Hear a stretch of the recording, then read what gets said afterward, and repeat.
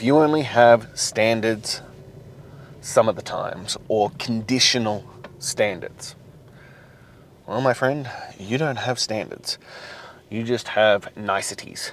You have things that work when life is going well. That's all you have. But our life is defined by who we are and the standards that we keep. And the standards that we keep when, well, life isn't easy. When life is hard.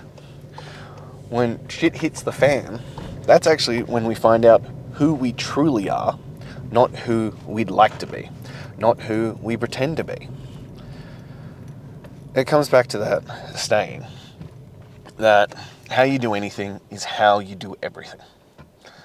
I often get pushback on this, and because people are like, oh, that's not true. And I was like, it is actually a really good reflection of it. That's why we often talk about health and fitness being one of those things. Because, well, if you can't demand enough respect for yourself to look after your body, to look after the vehicle that, well, allows you to do everything in this life, how are you going to show up in other areas? How are you going to show up in things that don't matter as highly to you? Because let's be realistic here. You are the thing that matters most to you.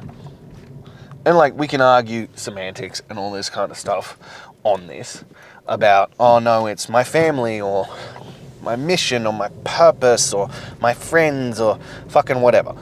We can argue that. And with some degree of credibility, because I do this for my kids and I do this for my wife and I do this to be the greatest version I can be for them.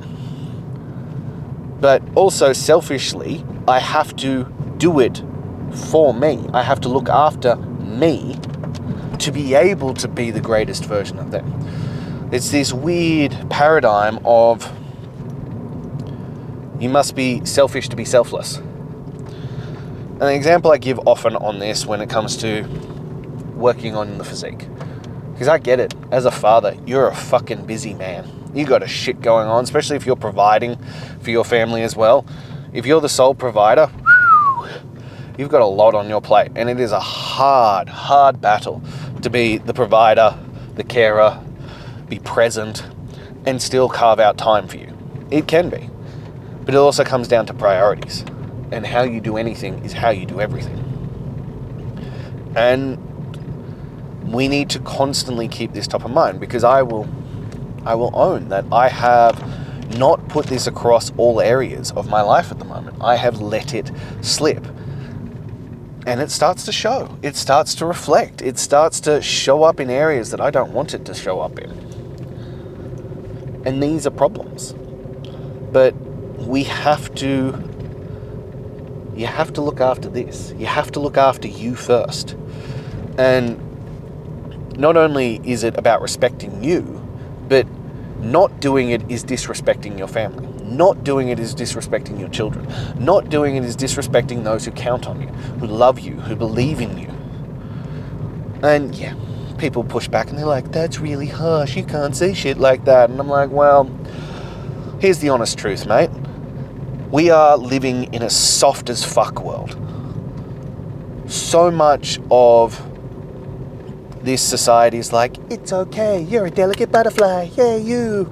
And wondering why people are depressed and hate their lives and are miserable with everything and just sedate and hide from it. Because, well, we're not being given hard truths. Do you want to know a secret shortcut to happiness? Undertake something that's really fucking difficult and finish it. Build self-respect and self-worth by doing hard shit daily. By waking up and going, I'm not going to hide from this. I'm going to fucking take it on, head on, no matter my feelings, no matter what's going on, and I'm going to fucking win. And it won't happen instantly. It won't happen overnight. This isn't a miracle drug. We're not sedating our emotions. We're raising them. We're feeling them. We're being present with them, and we're expanding our capacity for joy and satisfaction. People think that satisfaction or joy or happiness comes from, well, alcohol and junk food and TV and porn and buying shit and all these kind of things. No, that's sedation. That's dopamine hitting. That's pulling the crank to get, a release of chemicals into your brain. True happiness, true satisfaction comes from being present in the moment. Comes from doing hard shit. Comes from overcoming, from taking on things that you didn't believe you could do and winning. Coming out the other side and completing it. That is where satisfaction and joy comes from. Hell, it's even been documented that for some reason deadlifts more than anything else, but exercise over all antidepressants and drugs for depression and things, the best thing you can do is exercise, and exercise hard with weights. And the reason why is not only do you get the chemical release that makes you happier, but it literally increases your capacity for joy. It increases your brain's ability to experience joy. And I think that part of that is doing hard shit. It's picking up stuff that's heavy as fuck. It's lifting and pushing yourself, challenging yourself, digging deep, overriding your body and finding another gear. It's why in Demanding Greatness, and yes, that's a new name because I had a revelation on that recently, but Demanding Greatness is that we have to lift weights every day.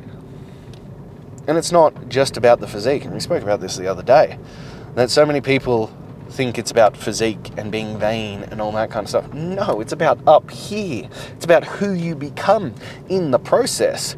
But if I have to convince you that we need to get you a set of abs to get you to start the process, so fucking be it. If that's what sells you on doing this program, because I fucking guarantee it, if you give me effort, intensity, and consistency, I guarantee you will get you in the best fucking shape of your life. But if that's what it takes for you to start the process, and then you figure it the fuck out along the way that, the real value here isn't the great physique, it isn't being in great shape, it isn't being proud of the man in the mirror, it's who you become along that journey. It's the discipline, it's the grit, it's the determination. It's how the world responds to you. It's how you respond to the world, how you can show up differently, how you handle stress and adversity. It's all these kinds of things. That's the gift that we're chasing right there. Well, not even chasing, that we're demanding of ourselves. It's why I said I shifted it recently, because we are demanding greatness. Because if we're chasing it, we're never going to reach it. It's forever out of reach. It's forever something that we're pursuing. No, we are demanding it. We are waking up every fucking morning and demanding greatness of ourselves. And then we go out and earn it. Every single day we start again and we earn it. But this is part of that of how you do anything is how you do everything. It's the standards that we set for ourselves and the things that we tolerate as acceptable.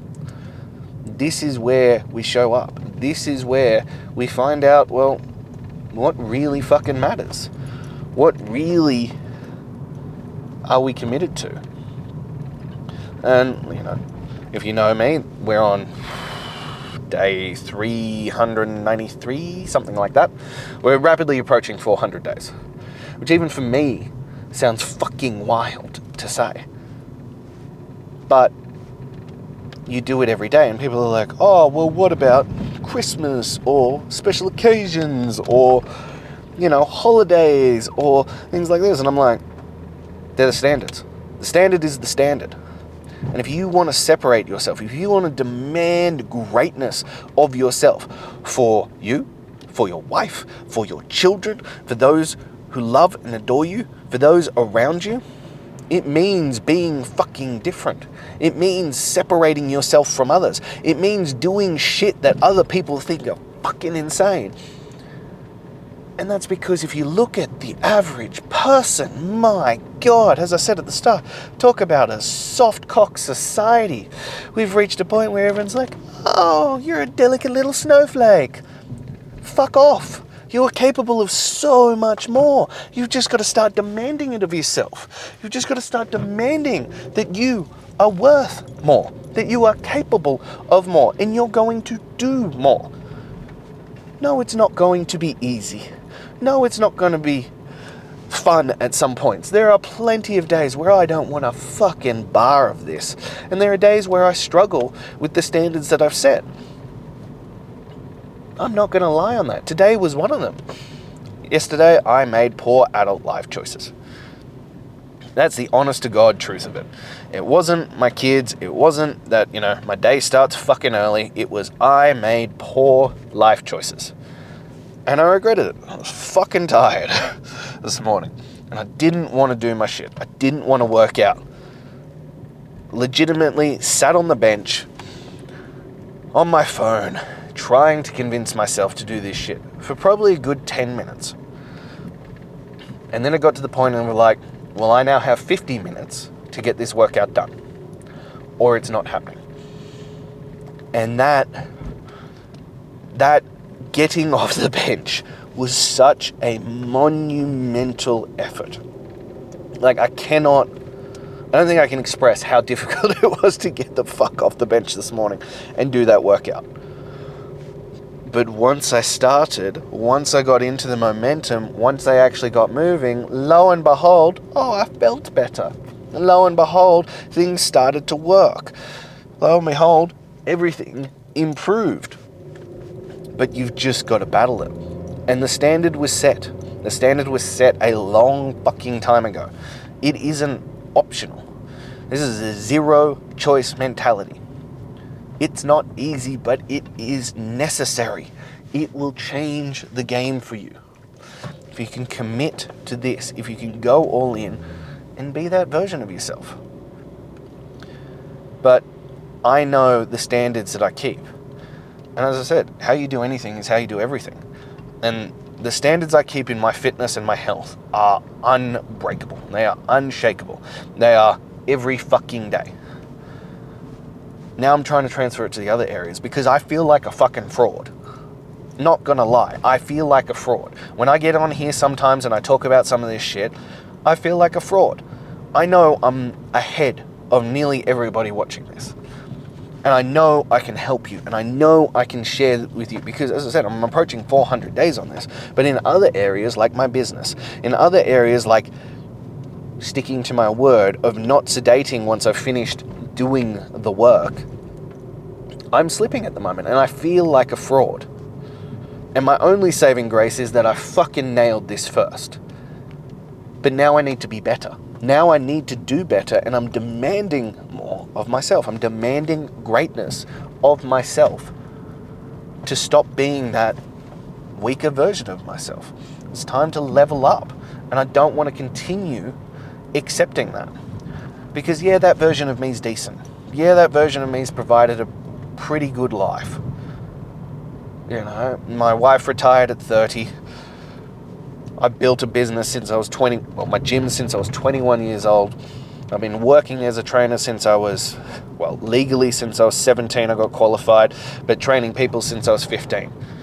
I've built a reasonable life on this, but it's not the life I want. I'm blissfully dissatisfied with this. I recognize that I am privileged. I recognize that my hard work has led me to a point in life that I am able to do things that others can't. But I still haven't reached a point of I'm satisfied with this life. There is more out there for me to get. And I want to get it. So I'm getting shitty with myself. And I have to demand that greatness of myself. I have to demand better of myself. Not chase it, not want it, not desire it, fucking demand it. Wake up every morning and go, is this the right course of action? Is this the man that you want to be? Is this the man that your children think you are, that your wife thinks you are? The answer isn't a resounding fuck yes. I need to stop making those decisions. I need to be better. I need to demand more of myself. And again, people push back on this, and it comes back to the soft cocks of society.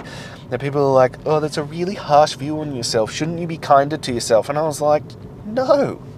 So many people in this life fucking settle. They're like, that's good enough. Good enough for who? For what? That's a fast way to just start deteriorating, to start watching your life flow by without participating in it, to be a spectator in your life. That's what we talk about all the time, that people die at 25 and wait to be buried at 75. You have to do the work. You have to keep leveling up. You have to keep moving the goalposts to achieve something greater. Just because your life is good does not mean it's good enough. Good enough is the saddest fucking statement. Let's demand greatness. Let's get after it every single day and see how fucking amazing our life can be. That's what we should be doing. That's where we should be going. That's why we should keep raising the standards so that we can continue to push forward. And as I said, it's not easy. It's really fucking hard. And I feel like I'm failing at some of those areas right now. You know, in other areas of my life, I feel like a fraud. I feel like a failure. But I'm demanding more. And I know if I keep waking up every day and I keep demanding more and I keep showing up, yeah, I will break those habits. I will break that resistance inside me. I will break that part that is holding me back from my greatest life. And once I reach the next level, I will reset the standards and demand fucking more. But I cannot get there while going, that's good enough. That's acceptable. You have to keep pushing forward. Like, I don't understand this point of life, and it's like, that's enough. Cool, that might be enough in that area. Find other areas to elevate. Find other ways to become a better man.